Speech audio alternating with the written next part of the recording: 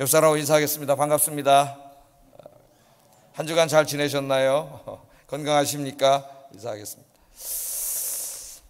자, 오늘은 하나님을 절대적으로 신뢰하는 믿음에 대해서 말씀을 증거하려고 합니다.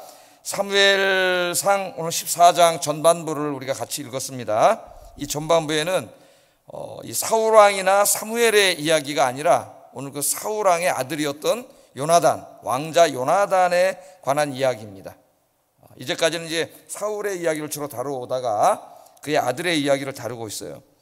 오늘 전체 우리가 읽은 본문을 보면은 이스라엘은 요나단의 이 믿음의 행동 덕분에 단 600명의 군사로 정말 10만 명이 넘는 기병과 보병을 합쳐서 10만이 넘는 대군을 이 블레셋의 대군을 물리치고 승리할 수가 있었습니다. 그래서 오늘은 이 요나단의 승리를 통해서 이 사람의 믿음의 승리를 통해서 이 세상을 이기고 승리하는 그런 비결을 배우는 시간이 되기를 주의 이름으로 축복합니다. 자, 사울이 이제 왕이 된 후에 2년이 지났다 그랬어요. 2년이 지나면서 이제 왕으로서의 어떤 권력과 권위도 이렇게 점점 더 모양을 갖추게 됐고, 그렇게 되면서 사울 왕이 이제 권력의 맛을 보기 시작했습니다. 2년 전에 저 암몬 왕 나하스와 싸웠을 때 대승을 거뒀을 때 백성들이 사울 왕을 높였죠. 사울 왕을 높이고 왕으로 세우고 자기 인기가 올라가고 영광을 받고 막 이런 모습들이 눈에 선했을 거예요. 그래서 내가 이 백성들에게 존경받고 내 권력이 더 튼튼해지고 인기가 더 올라가고 이렇게 될 수 있는 길이 뭐냐? 우리를 오랫동안 괴롭혀왔던 블레셋을 치자. 그런 생각을 가졌습니다. 이게 이제 기도하면서 하나님의 뜻을 묻고 하나님을 의지하고 하나님의 영광을 위해 이 일을 했으면 얼마나 좋았을까요? 그런데 자기의 영광을 위해서 이 일을 계획했기 때문에 굉장히 무모한 전쟁을 했습니다. 아무 준비도 없이 무모한 전쟁을 했어요. 상대방의 어느 정도 군사력이 어느 정도인지, 저들이 무기를 어느 정도 갖추고 있는지 이런 것에 대해서 전혀 조사해 보지도 않고 오직 자기의 그 어떤 영광을 위해서 이 일을 시작을 했어요. 자, 막상 전쟁을 하고 보니까 이 전쟁이 굉장히 무모한 전쟁입니다. 백성들을 다 죽이게 생겼어요. 이제 무모한 전쟁을 했어요. 블레셋 군대를 보니까 모두가 철제 무기로 무장하고 있었습니다. 병거도 있었고요, 철로 된 병거도 있었고, 군인들이 전부 철로 만든 칼과 창을 들고 있었어요. 그런데 이스라엘에는 아직 철기 문화를 받아들이지 못해가지고 철로 된 무기는 2개밖에 없었어요. 누가 가지고 있었어요? 사울왕이 하나 가지고 있고 요나단이 하나 가지고 있었습니다. 나머지는 그런 무기도 없었어요. 그러니까 이 무기에서부터 상대가 되지 않습니다. 상대가 되지 않는데, 우리 한번 13장 5절에 보면은 이 블레셋 군대의 어떤 이 상황이 여기 나와 있어요. 한번 읽어보겠습니다. 시작.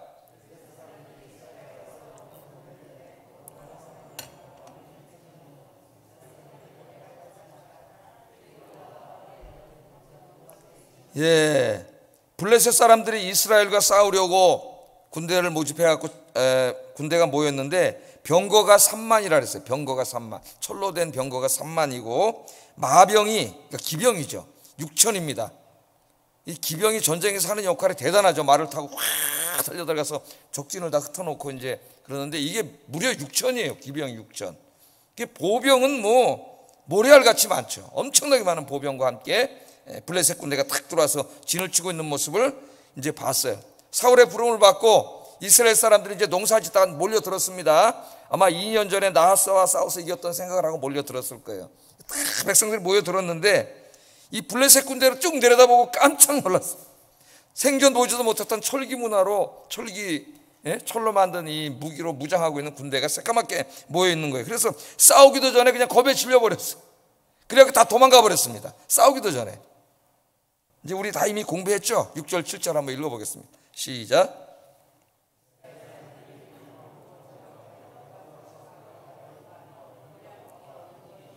어떤 히브리 사람은 요단을 건너갔고 길르앗 땅으로 가되 사울은 아직 길갈에 있고 그를 따른 모든 백성은 떨더라. 다 도망가 버렸어요. 싸우기도 한번 해봐야 되는데 싸우려고 딱 와서 보니까 자기들은 청동 무기밖에 없는데 저 사람들은 다 철기 무기로 무장하고 있는데 미세가 대단하거든요. 그러니까 확 겁에 질려 버렸어요. 싸우기도 전에. 사람이 겁에 질리면 아무것도 못합니다. 그 다음부터 벌 떨고 아무것도 못해요. 그러니까 이제 살기 위해서 야 이거 싸워봤자 이거 무조건 진다, 도망가자 그러고 다 도망가 버렸어요. 이게 이제 13장에 나오는 내용입니다. 다 도망가고 오늘 본문에 보니까 600명 남았다 그랬습니다. 600명. 오늘 이제 14장 2절 한번 읽어보겠습니다. 시작.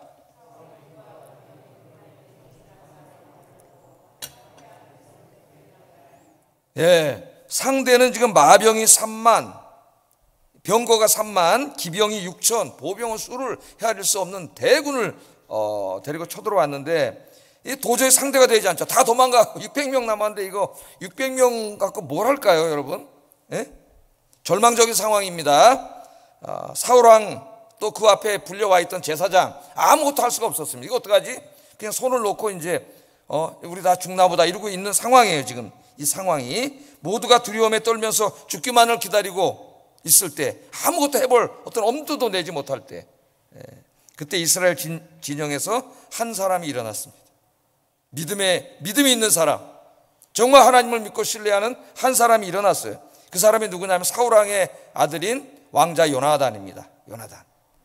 자, 자기는 600명밖에 없는데 그것도 철로 된 무기는 2개밖에 없고 저쪽은 뭐 새까만 10만이 넘는 군대가 지금 다 철로 된 무기를 가지고 있어요. 그러니까 뭐 이건 뭐 어떻게 해볼 수 있는 상황이 아니에요. 그런데 믿음이 있는 사람은 하나님을 바라보는 사람이기 때문에 믿음이 있던 요나단이 여기서 믿음으로 일어나게 됩니다. 그래서 자기 옆에 있는 부관, 한 병사, 자기 부관이었던 것 같아요. 부관은 누구예요? 비서나 마찬가지죠. 따라다니면서 자기 죽음을 위해 목숨을 바칠 수 있는 그런 사람입니다. 충성스러운 사람이죠. 부하 한 사람을 데리고 블레셋 진영으로 갔어요. 부하 한 사람이 우리가 가자. 10만이 넘는 저 군대가 있는데 두 사람이 간 거예요. 글로. 두 사람이 올라갔습니다. 정말 이건 뭐 대단한 용기라고 할 수가 있죠. 자, 요나단은 어떻게 이런 용기를 가질 수 있었느냐? 그 요나단의 신앙을 설명하는 내용이 6절에 나와요. 6절. 자기 부하잖아요. 자기 부관 하나를 데리고 가는데 이 부관은 안 무섭겠습니까? 가면 둘이 가서 뭘 할 거예요? 근데 가자 그러는데 따라갑니다. 근데 이 부관에게 하는 말이 6절 한번 우리 읽어보겠습니다. 시작. 우리가 이 할례 없는 자들의 부대에게로 건너가자. 여호와께서 우리를 위하여 일하실까 하노라. 여호와의 구원은 사람의 많고 적음에 달리지 아니하였느니라. 아멘. 자, 성경을 읽을 때 그냥 먼 옛날 얘기로 그냥 그렇게 읽지 마세요. 여러분이 만약에 요나단이었다면 어떻게 할 것인가? 자기를 거기에 대입시켜서 한번 성경을 읽어보세요. 여러분이 지금 요나단과 같은 상황에 처해 있다면은 여러분이 과연 이렇게 할 수 있겠는가 하는 것을 한번 생각을 해보세요. 자, 요나단이 병기 든 소년에게 같이 가자고 말하면서 뭐라 그러냐면은 여호와께서 우리를 위하여 일하실까 하노라. 그러니까 요나단은 저쪽의 군대가 무슨 무기로 무장하고 있고 군대 수가 얼마나 되느냐 여기에 관심 갖지 않았어요. 중요한 건 누구예요? 우리와 함께 계시는 하나님이 우리를 위해서 일하실 것인가, 우리를 위해서 역사하실 것인가, 그것만이 중요한 거죠. 하나님이 우리를 위해 일하신다면은 이 전쟁은 우리가 이길 수 있다. 그렇게 말하면서 그 다음에 뭐라 그래요? 여호와의 구원은 사람의 많고 적음에 달리지 않았다. 우리는 600명, 저들은 10만이 넘어. 그런데 하나님께서 우리를 위해서 역사하시기로 작정하시고 하나님이 함께 하시면 하나님의 이 구원은, 여호와의 전쟁은 사람의 수에 많고 적음에 달리지 않았다는 거예요. 우리가 뭐 얼마나 많은 자원을 가지고 있고 무기를 가지고 있고 군사를 가지고 있고 거기에 달리지 않았다는 거예요. 중요한 건 뭐냐? 하나님이 우리를 위해서 일하실 것인가, 이게 중요하고, 하나님이 일하신다면 우리는 능히 이길 수 있다. 이 전쟁은 사람의 수에 달린 게 아니고 군대의 규모에 달린 게 아니라 무기에 달린 게 아니라 여호와 하나님께 달려있다. 야, 참 믿음이 대단하죠. 이 믿음을 묵상하면서 제가 그런 생각을 해봤어요. 오늘 21세기에 하나님은 동일하신 하나님인데 이때 하나님이나 지금 우리가 믿는 하나님이나 같은 하나님, 동일하신 하나님이죠.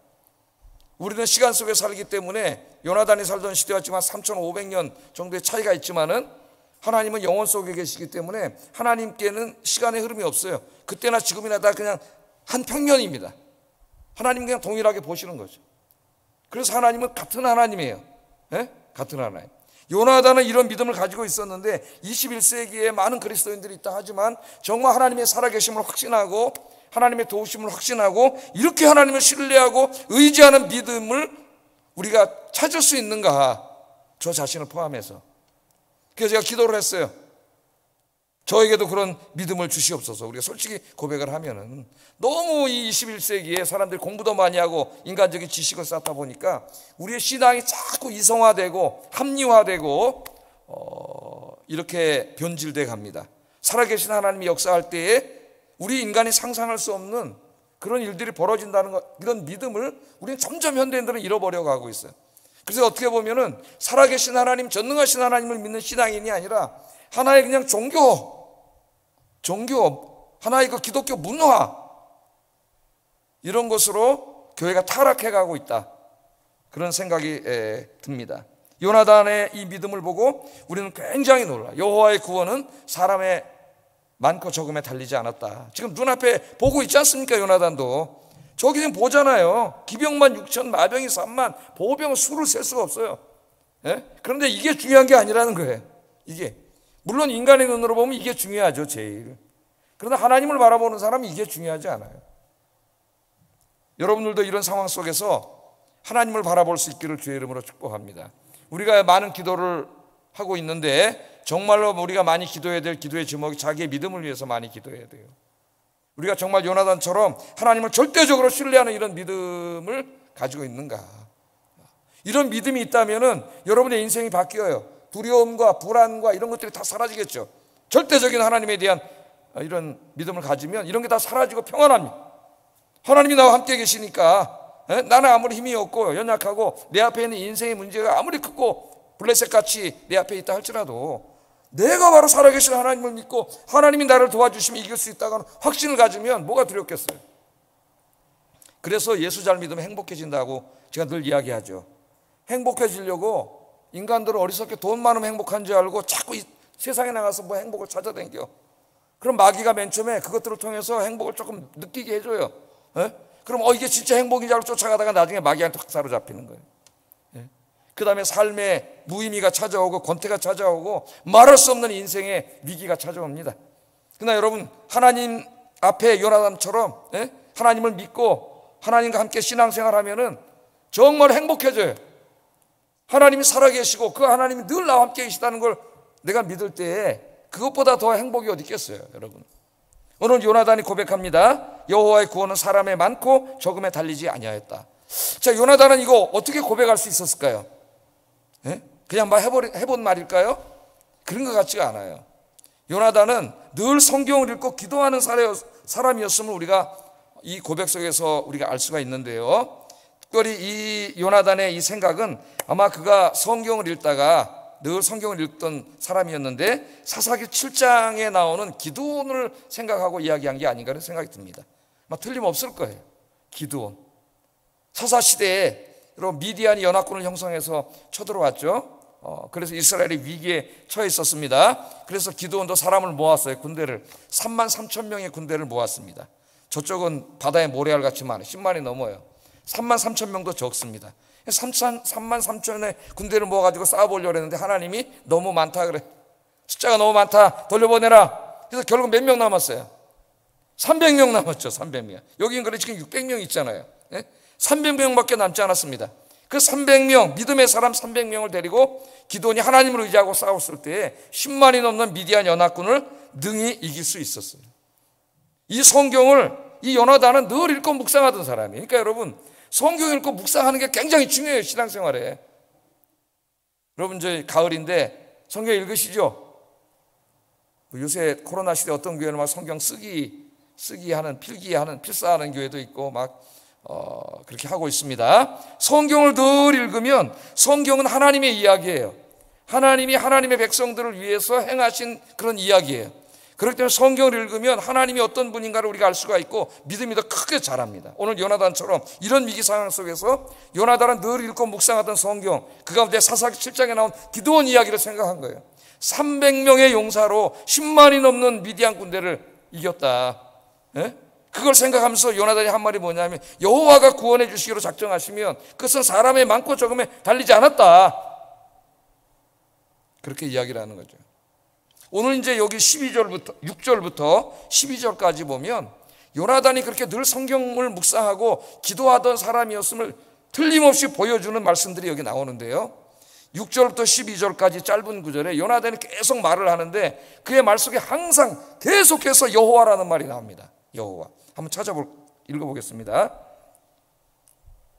6절 보면은 여호와께서 우리를 위하여 일하실까 하노라. 또 6절에 또 나오죠. 여호와의 구원은 사람의 많고 적음에 달리지 아니하였느니라. 또 10절에 보면 여호와께서 그들을 우리 손에 넘기셨음이니. 또 12절에 보면 여호와께서 그들을 이스라엘의 손에 넘기셨느니라. 자, 이 짧은 절에서 그 몇 마디 하지 않는데 지금 이 요나단의 입에서 계속 누가 나와? 여호와 하나님에 대해서 이야기를 하고 있어요. 이 언어는 그 사람의 속사람, 그 사람의 그 내면의 신앙의 모든 모습을 다 보여주는 거예요. 그 사람의 보이지 않는 이 마음속에 뭐가 가득 차 있느냐는 그 사람의 얘기를 들어보면, 그 사람이 사용하는 단어를 보면 그 사람이 어떤 사람인지 전다 알 수가 있습니다.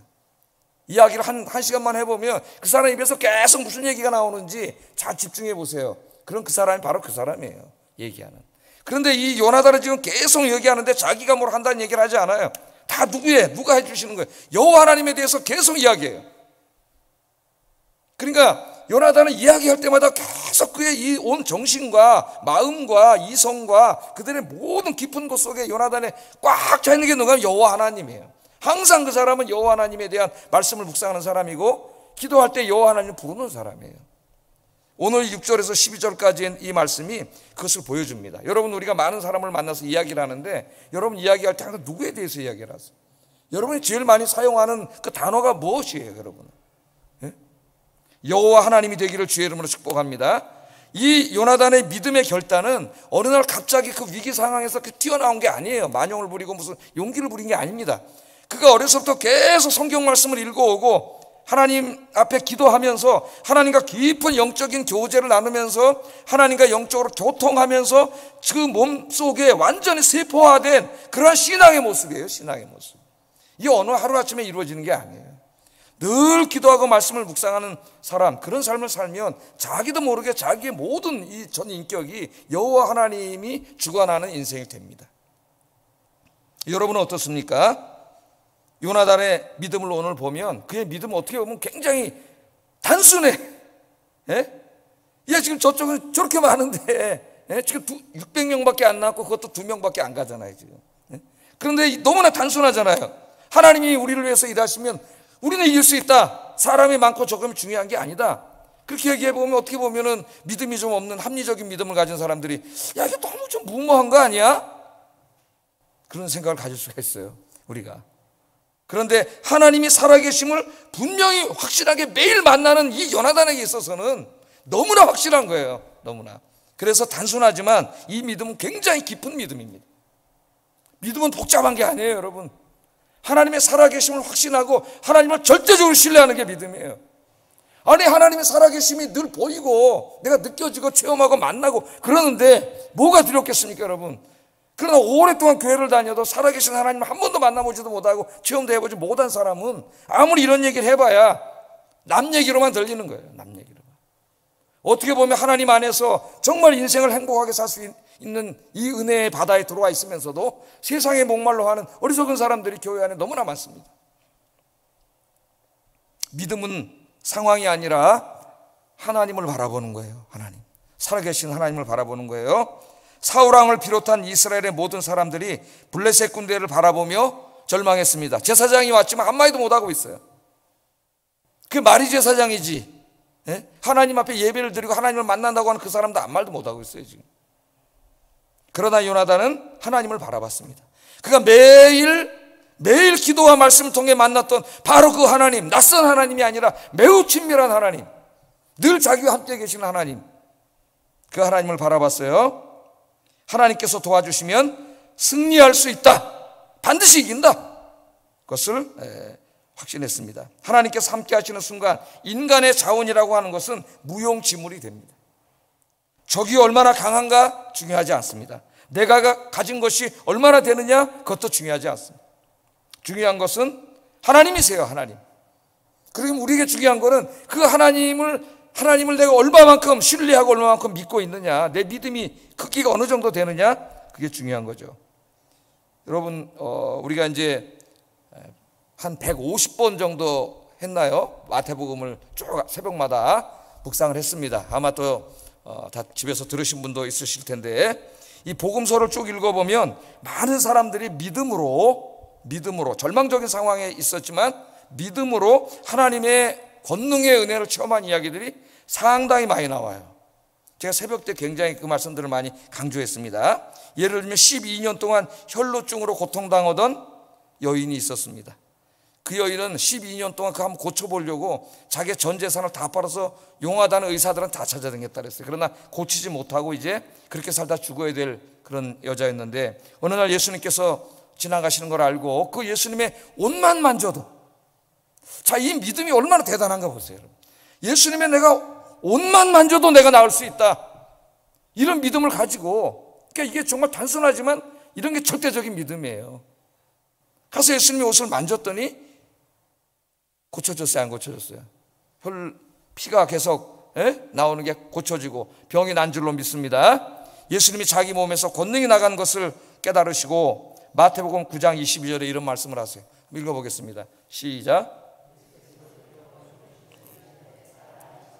내 믿음이 너를 구원하였다 하시니 여자가 즉시 구원을 받으니라. 아멘. 우리 예수님이 뭘 칭찬해 주셨어요? 예수님의 옷이, 이 옷이 무슨 능력이 있어서 난 게 아니에요. 우리 자꾸 그 사람들이, 기독교인들이 미신에 빠져. 그래서 중세의 천년 기독교가 미신에 빠져버렸어요.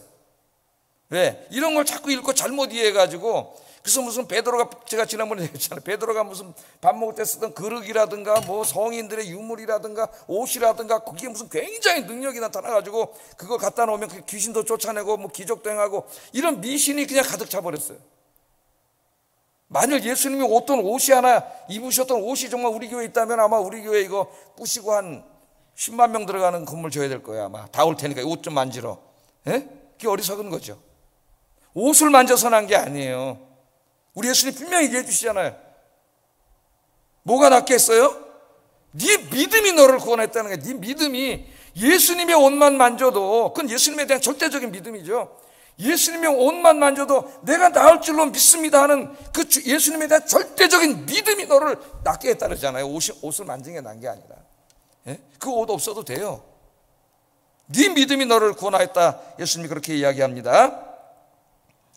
또 날 때부터 소경되었던 두 사람이 예수님이 지나간다는 소리를 듣고 다윗의 자손이여 우리를 불쌍히 여소서 큰 소리로 막 사람들한테 구박을 받으면서도 큰 소리로 외치면서 예수님께 쫓아왔어요. 예수님이 뒤도 안 돌아보고 그냥 집으로 들어가 버리셨어요. 그런데도 포기하지 않고 다윗의 자손이여 우리를 불쌍히 여소서 거기까지 쫓아갔습니다, 이 두 사람이. 그래서 예수님께서 두 소경의 눈을 직접 만지시면서 눈을 뜨게 해주셨어요. 근데 그때 뭐라고 말씀하셨느냐?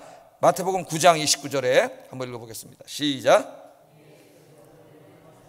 너희 믿음대로 되라 하시니. 아멘. 네 믿음대로 된다, 잊지 마세요 여러분. 그러니까 여러분 뭘 위해서 기도해야 돼요? 제일 많이 자기를 위해서. 돈 주세요 뭐 주세요가 아니라 믿음을 주세요. 흔들리지 않는 믿음을 주세요. 요나단 같은 절대적으로 하나님을 신뢰하는 믿음을 주세요. 왜? 네 믿음이 너를 구원했다, 그렇게 말씀하고 있고 네 믿음대로 된다. 여러분이 아무리 기도해도, 기도하고 의심하면은 야고보 사도가 뭐라 그랬어요? 야고보서에서 바람에 있는 풍랑과 같다 그랬어요. 기도한 걸 받을 생각을 하지 말라 그랬습니다. 중요한 게 뭐냐면 하나님에 대한 절대적인 믿음이죠. 예수님은 믿음의 위대함에 대해서 계속 가르치시면서 마태복음 17장 20절에 이렇게 이야기합니다. 한번 읽어보겠습니다. 시작. 겨자씨 한 알만큼만 있어도 이 산을 명하여 여기서 저기로 옮겨지라 하면 옮겨질 것이요 또 너희가 못할 것이 없으리라. 아멘. 너희 믿음이 겨자씨만한 믿음만 있어도, 겨자씨. 그 새벽기도 때 설교했더니 한 집사님이 겨자씨를 하나 갖다가 성경책에다 이렇게 스카치 테이프에 붙여가지고 자기 성경에 붙여놨던 걸 떼가지고 저한테 주셨어요. 겨자씨 제일 작은 씨, 뭐 더 작은 것도 있겠지만 조그마죠. 보이지도 않는. 그래서 제가 그걸 뜯어갖고 제 성경에 붙이려다가 날아가 버렸어, 깨져가지고. 네 믿음이 그 믿음의 위대함에 대해서 가르치는 거예요. 네 믿음이 겨자씨만한 그 조그마한 믿음만 있어도 이 산을 명하여 저리로 옮겨지라 하면은 산이 옮겨진대요. 예? 이 믿음의 위대성에 대해서 얘기하는 겁니다. 제가 늘 마태복음 강의할 때도 얘기했지만 그렇다고 진짜 뭐 설악산이 안산 옆으로 와라 그러면 오지 않죠. 예? 한국은행에 있는 돈이 다 내 통장으로 이사 와라 그러면 오지 않죠. 그런 말을 하는 게 아니라 이것이 하나의 수사법으로 믿음의 위대성에 대해서 우리에게 가르쳐 주시는 말씀입니다. 작은 믿음만 있어도 우리가 정말 하나님을 믿으면 우리 인생에 엄청난 일이 일어난다는 거예요. 그러나 또 마태복음을 읽다 보면은 믿음이 없어서 책망받은 사람들이 나오는데 주로 예수님의 12제자가 책망을 받았어요. 지금으로 말하면 믿음이 좋은 것 같은 목사들, 중직자들, 근데 믿음이 하나도 없어 사실은. 예? 믿음이 하나도 없는 거예요. 풍랑이 막 배를 타고 가는데 풍랑이 일어나 예수님이 거기 다 같이 타고 계셨습니다. 주무시고 계셨는데 막 풍랑이 일어나니까 막 호들갑을 떨고 예수님 깨우면서 우리가 막 죽게 됐다 그러고 막 난리를 치고 막 풍랑이 일어난 사건이 몇 개 나와요. 그때 예수님이 뭐라고 책망하셨어요? 마태복음 8장 26절에 예수께서 이르시되 어찌하여 무서워하느냐 믿음이 작은 자들아 하시고 곧 일어나서 바람과 바다를 꾸짖으시니 아주 잔잔하게 되거늘. 아까 겨자씨 믿음은 그 작은 믿음인데 여기도 작은 믿음이고, 아까 겨자씨 믿음은 긍정적인 문맥에서 말씀하신 거고, 여기 작은 믿음은 믿음이 없다는 얘기입니다. 네거티브한 얘기. 예? 믿음이 없는 자들아, 예수님의 제자들은 예수님 쫓아다니면서 그 기적을 얼마나 많이 봤어요. 그런데 믿음이 생기지가 않아. 이 사람들이 잘 또 풍랑이 일어나니까 또 막 호들갑을 떨고 나 죽게 생겼다 그러고 또 예수님한테 책망을 받은 거예요. 어떻게 보면은 우리의 모습입니다. 우리의 모습. 예? 힘들고 어려워서 어떨 때 다 기도했더니 하나님 막 응답해 주시고, 또 어떨 때 기도해 또 응답해 주시고, 이렇게 하나님을 많이 체험하면서도 어느 날 또 인생의 위기가 닥쳐오면 또 아 이거 나 죽겠다 그러고 호들갑을 떨고 또 죽는다 그런. 예? 예수님께서 이 믿음이 작은 자들아, 믿음이 작은 자들아. 예수님이 잔잔케 하니까, 꾸짖으시니까 그냥 풍랑도 잔잔해지더라. 할렐루야. 여러분의 인생의 풍랑도 예수님이 꾸짖으시면 잔잔하게 되는 거예요. 마가복음 9장에 보면은 귀신 들린 아들을 둔 아버지 얘기가 나오잖아요. 귀신 들린 아들을 제자들에게 데려왔는데 제자들이 믿음이 없어가지고 못 고칩니다. 귀신이 나가질 않아요. 못 고쳐요. 예? 예수님이 산에서 기도하고 내려오셨는데 거기 찾아와가지고 당신의 제자들이 못 고칩니다. 당신이 뭐 좀 할 수 있으면, 아버지가 믿음이 없어, 할 수 있으면 뭐 좀 해주세요. 한번 해보세요. 그랬더니 예수님이 그 아버지에게 뭐라 그랬어요? 그 유명한 말씀하셨죠. 마가복음 9장 23절. 할 수 있거든이 무슨 말이냐? 믿는 자에게는 능히 하지 못할 일이 없느니라. 아멘. 할 수 있거든이 무슨 말이냐? 믿는 자에게는 능치 못할 일이 없느니라. 지난주에 우리나라에 아주 한 기독교 역사 한 획을 걷던 조영기 목사님이 이제 천국에 가셨습니다. 하나님의 부름으로 가셨는데, 이 목사님 목회할 때 붙잡고 목회했던 말씀이 이 말씀이에요. 할 수 있거든이 무슨 말이냐? 믿는 자에게는 능치 못함이 없느니라. 이 말씀으로 설교를 엄청나게 많이 이분이 하셨는데, 저도 어렸을 때 4학년, 5학년, 6학년 이때 그 저 산동네, 저 옥수동 산동네 살면서, 지금은 거기가 이제 부자들 제일 비싼 동네가 됐지만은 그 당시에는 이제 철거민들, 지방에서 올라온 사람들이 무허가로 이제 거기 시유지에다가 그냥 무허가 건물 짓고 살던 그런 곳이에요. 그 어려울 때 설교를 듣고 굉장히 그 위로를 많이 받았습니다. 이분이 26살 때부터 목회를 해가지고, 예?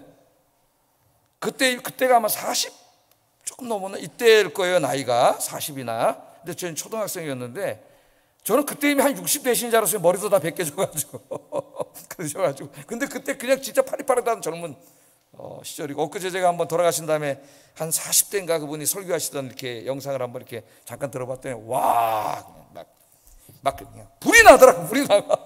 불이 나가요. 나중에 우리가 이제 신학을 통해서 그분의 신학과 또 이런데 좀 잘못된 부분들은 지적하고 뭐 개혁해 나가지만, 제가 볼 때 전체적으로 볼 때 정말 누구도 흉내낼 수 없는 목회를 하신 분이고, 뭐 우리와 교단은 다르지만은 미국에서 제가 공부하다 보니까 조영기 목사님 목회에 대해서 쓰고 있는 박사학위 논문만 수백 편이에요. 외국인들이 어떻게 이렇게 큰 교회를 했나.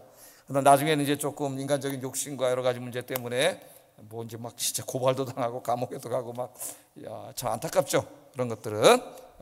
그러나 이분이 평생 붙잡고 살던 게 할 수 있거든요. 무슨 말이냐? 믿는 자에게 능치 못함이 없느니라.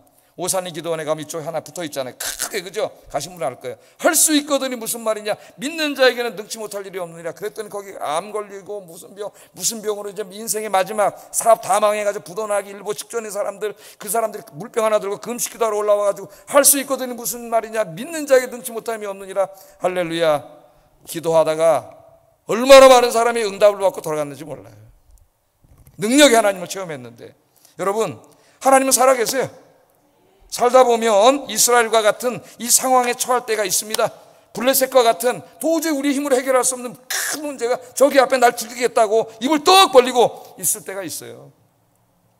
믿음이 없으면 죽는 거예요. 그냥 절망이죠. 절망. 주저앉는 거예요. 그냥 저 마포대교 가서 빠지는 거예요. 사람들이 왜 죽겠어요? 사람들이 아무리 둘러봐도 뭐가 없는 거야. 안 되는 거예요. 이게 희망이 안 보이는 거예요. 여러분, 하나님 살아계세요. 전능하신 하나님, 불가능이 없으신 하나님, 그 하나님 바로 여러분의 아빠예요. 아빠. 그 하나님 나를 아빠로 부르라 그랬잖아. 아빠라고. 하늘에 계신 우리 아빠, 일용할 양식을 주세요. 그렇게 기도하라 그랬어요. 일용할 양식을 위해서. 여러분, 기도하셔서 요나단처럼 이 절망적인 상황에서도 하나님이 우리와 함께 계시면 우리가 이길 수 있습니다. 하나님의 구원은 사람의 많고 적음에 달리지 않았습니다 하는 이 단순한 것 같지만 이 절대적인 믿음, 이 믿음의 소유자들이 되시기를 주의 이름으로 축복합니다. 그럼 여러분, 오늘부터 행복해져요. 제일 행복한 사람이 돼요. 두 번째, 요나단의 승리의 비결, 첫 번째는 절대적인 믿음이고, 두 번째는 자기의 결심을 행동으로 옮기기 전에 먼저 하나님의 뜻을 물었다는 거예요. 이게 믿음의 사람들이 하는 일입니다. 요나단은 믿음이 이렇게 훌륭한 사람이었어요. 하나님이 함께 하시면 능히 승리할 수 있다고 생각했습니다. 그럼 하면 되는 거죠. 그러나 바로 행하지 않아요. 오늘 말씀해 보면은 자기는 그렇게 하나님을 절대적으로 믿고 있지만 자기가 지금 이 부관과 함께 올라가서 싸우려고 하는 이 일을 하나님이 과연 기뻐하시는 일인가 아닌가, 이것이 중요한 거예요. 이것이 내가 아무리 확신이 있어도 하나님도 그렇게 생각하고 있는지. 그래서 오늘 말씀해 보면은 요나단이 하나의 이제 그 부관하고 자기 부하하고 하나님이 정말 이걸 기뻐하시느냐 안 하시느냐를 자기들이 알 수 있는 하나의 징조를 세우고 그대로 행동을 하죠. 블레셋 군대에게 갔을 때 블레셋 보초가 우리를 보고 우리가 너희에게 갈 테니까 기다려라. 그러면 뭐라 그랬어요? 하나님의 뜻이 아니라는 징표고, 야 일로 올라와봐 이놈들아, 이 벌레 같은 놈들아 일로 와봐. 그러면 이것은 하나님이 이 일을 기뻐하신다는 징표다. 그렇게 자기 부하하고 얘기하고 블레셋 진영으로 갔더니 뭐라 그랬어요? 그 사람들이 뭐라 그랬어요? 우리가 간다 그랬어요? 올라오라 그랬어요? 성경 우리가 아까 읽었잖아요. 이 벌레 같은 놈들 올라와라 그랬죠. 이리 올라와라. 그때 요나단이 딱 알았습니다. 이 일은 하나님이 기뻐하시는 일이구나, 하나님의 뜻이구나. 12절 하반절 한번 읽어보겠습니다. 시작. 여호와께서 그들을 이스라엘 손에 붙이셨느니라. 아멘. 하나님이 도와주신다는 확신이 있고, 이건 하나님이 기뻐하시는 일이구나, 하나님의 뜻과 내 뜻이 합치하는구나, 이게 결정되니까 요나단이 더 이상 지체하지 않고 순식간에 둘이 올라가서 블레셋 그 많은 사람 적중으로 들어간 거예요. 두 명이 미친놈도 아니고. 누구 의지하고 들어갔어요? 하나님 백으로 들어갔죠. 하나님. 다윗도 나중에 고백하죠. 여호와 하나님께서 자기를 지켜주시기 때문에 자기는 천만 명이 자기를 포위해도 나는 두렵지 않습니다. 그래서 천만 명이 나를 포위해도 두렵지 않대요. 왜? 하나님이 나를 지켜주시기 때문에. 오늘 요나단 두 명이 올라가서 영화를 찍으면 굉장히 멋있었을 것 같아요. 영화에 보면 막 한 사람이 막 그냥 막 주인공이 막 다 때려잡죠. 뭐 실제로는 있을 수 없는 일이지만은, 그러나 여기 실제로 일어났어요. 두 사람이 칼을 휘두르고 지나가는데 블레셋 군대가 당할 수가 없었습니다. 깜짝 놀랐는데 그렇게 죽여봤댔자 고작 20명을 죽였어요. 둘이서 20명을 본문에 보면 20명이 쓰러졌다 그랬습니다. 자, 여러분, 하나님의 일을 할 때 뭐가 중요해요? 믿음이 중요해. 그러나 그 믿음 플러스 또 뭐를 우리가 하나 더 생각해야 돼요? 하나님의 뜻. 사도행전에도 보면 이제 사도 바울 대표적인 사람이죠. 복음과 선교에 열정적이어서 아시아 그 터키 지역에 2차 선교 때 거기를 더 돌아보고 복음을 전하려고 아시아 쪽으로 가다가 하나님의 뜻과 맞지 않았죠. 그 위대한 사도도 실수를 합니다. 자기는 선교이기 때문에 하나님 당연히 기뻐하는 일이니까 그냥 자기 계획대로 한 거죠. 그런데 하나님 깨우쳐 주시는 거죠. 그 전에 뭘 해야 돼? 아무리 네가 선교를 하더라도 네 멋대로 하면 안 되고 하나님의 뜻에 순종해야 된다. 그때 하나님의 뜻은 마케도니아로 가는 거였어요. 유럽으로 가는 거였어요. 기도하지 않고 뜻을 묻지 않았기 때문에 그 위대한 사도도 실수를 하게 됩니다. 그러니까 우리가 아무리 선한 일을 한다 할지라도 우리는 반드시 먼저 누구의 뜻을 물어야 돼요? 하나님의 뜻을 물어야 돼요. 여러분이 인생에 하시는 모든 일들도 그래서 우리가 기도해야 되는 거예요. 기도하면은 하나님이 그 길을 인도해 주세요. 여러 가지 방법으로, 환경을 통해서, 사람을 통해서, 어떨 때 마음의 확신을 통해서, 마음의 평안을 통해서 하나님 역사해 주세요. 이건 하나님이 기뻐하시는 일인데, 그거 좋죠.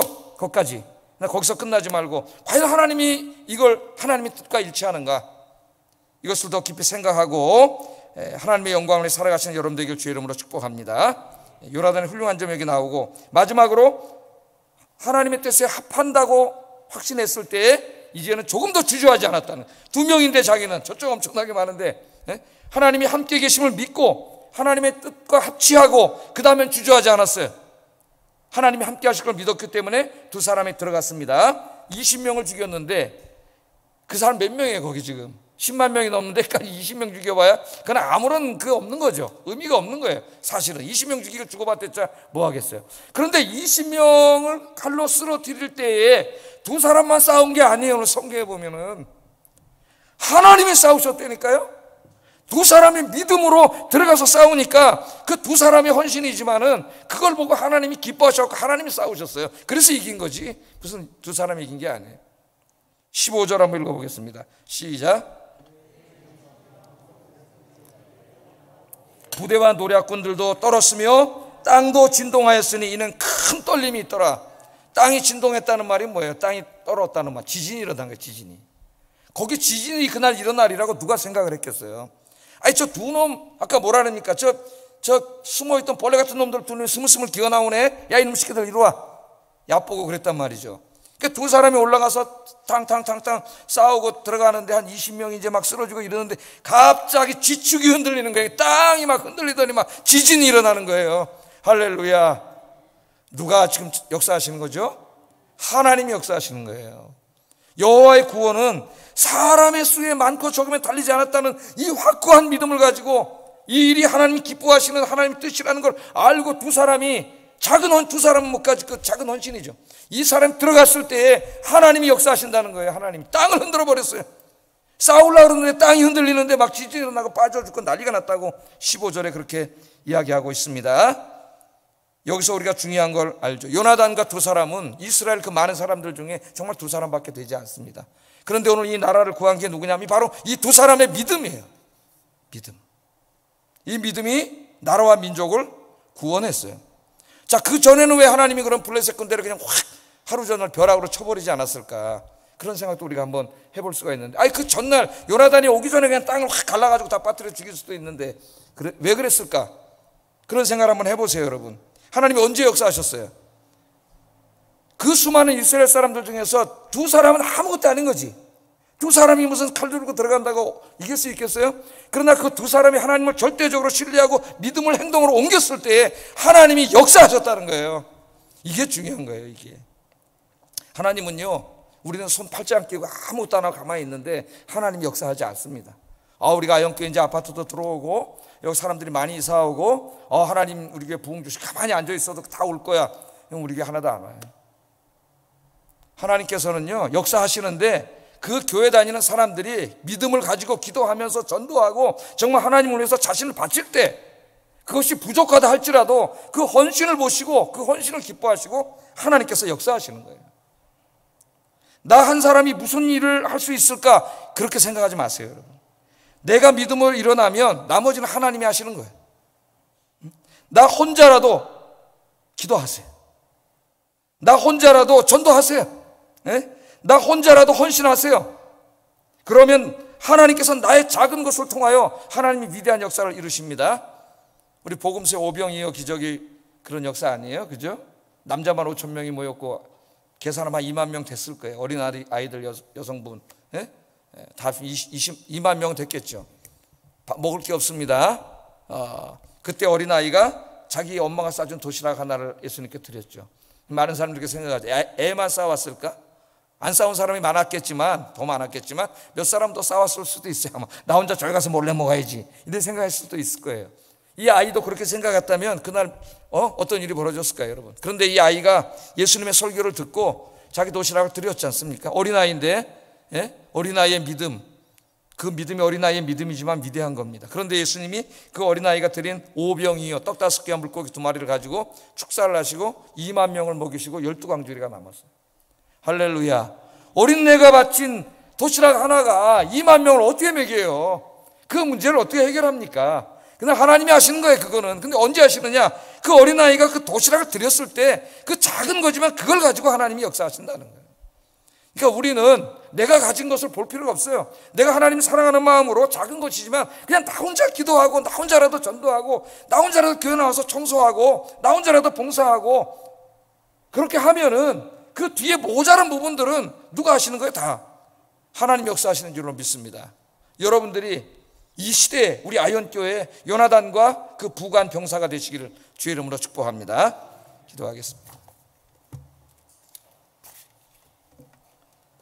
자, 오늘 말씀을 생각하면서 3가지 기도하겠습니다. 적용하고, 절망적인 인생의 문제를 바라보지 않고 살아계신 하나님, 전능하신 하나님을 바라보게 하소서. 그런 믿음을 달라고 기도하세요. 어떤 일을 결정하기 전에 가장 먼저 하나님의 뜻을 물어보는 것이 습관이 되게 해주세요. 3번째, 하나님을 믿고 믿음으로 과감하게 행동하게 해주세요. 헌신하게 해주세요. 우리 기도하겠습니다.